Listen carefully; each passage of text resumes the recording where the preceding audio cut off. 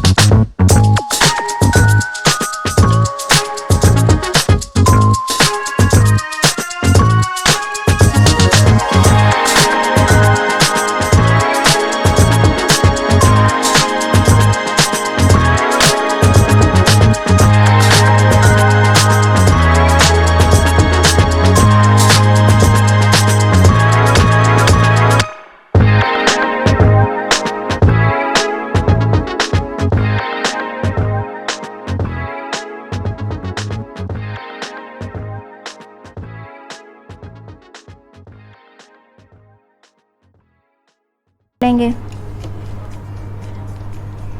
अगर आप चाहें तो नीचे बटर पेपर लगा के भी कर सकते हैं इसको।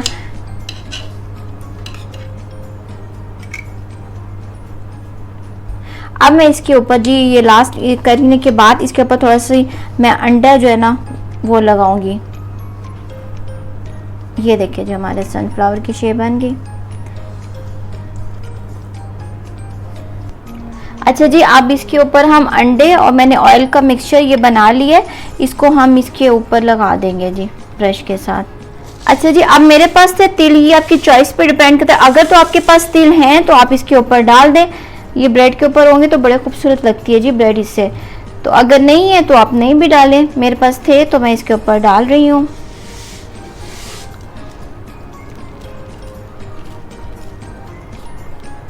अच्छा जी, अब इसको हम 30 मिनट तक कवर करके ना रख देंगे किसी भी नैपकिन के साथ आप इसको कवर करके रख दें दोबारा से राइस होने के लिए। अच्छा जी, आधा घंटा इसको दोबारा से मैंने राइस किया था। देखिए ब्रेड कितनी अच्छी हो चुकी है।